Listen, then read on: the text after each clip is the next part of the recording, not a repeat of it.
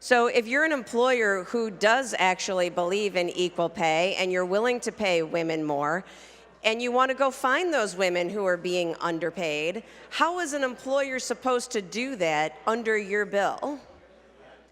Because you've prohibited them from inquiring into salary and benefit information.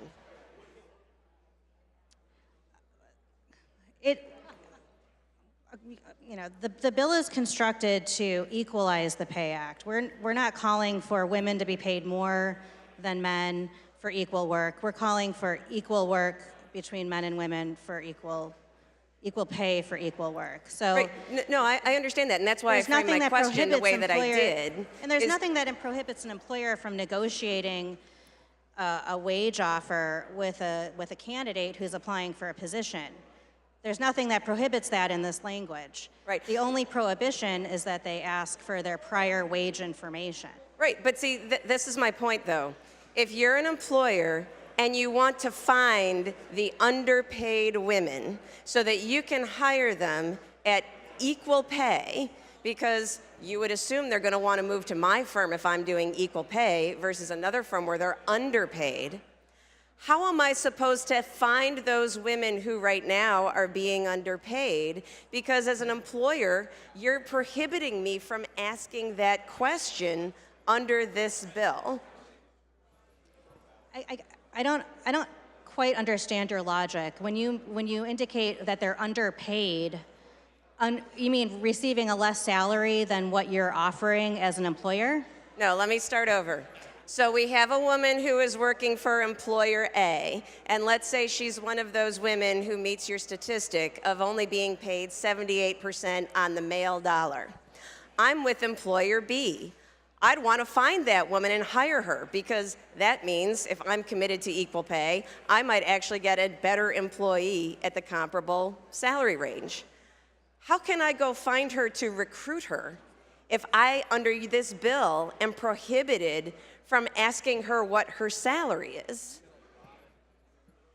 So that's from the framework of employer B, just to be clear. Sure. The bill is silent in terms of recruitment or soliciting candidates to apply for positions. It allows employers to conduct studies or access data that shows average salaries in industries or in markets. All of that information is still available to an employer to determine where they're going to set their pay scale so that they're competitive in the market. Right. That is still permitted under this legislation. Right. The only thing that's not allowed, because more often than not, this information is being used to lowball a wage offer, not your hypothetical situation that you're referencing. More often than not, this information is being used to pay women less than their market value. And so,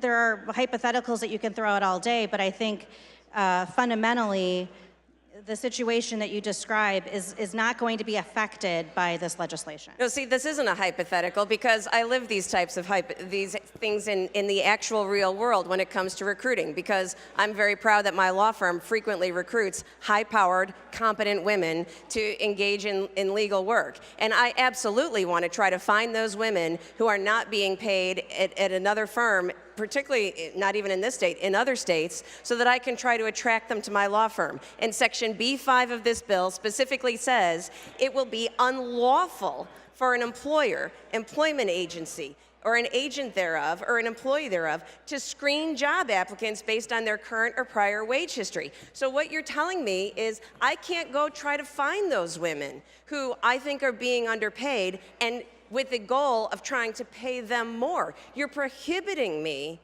from doing that. That's very different from saying I'm going to do a wage posting and I'm going to make sure that I'm not discriminating based on the wage posting. That's a different situation. The situation I'm talking about is covered by your bill, and your bill is prohibiting that very thing. And that's one of the things that I'm concerned about. And I've raised it before, and I'm disappointed that no effort has been made to try to fix that, because I do believe in equal pay for equal work. And what you're doing is you're actually making it harder for the market to self-correct and actually get women to that status. And for that reason, I'm a no. Thank you.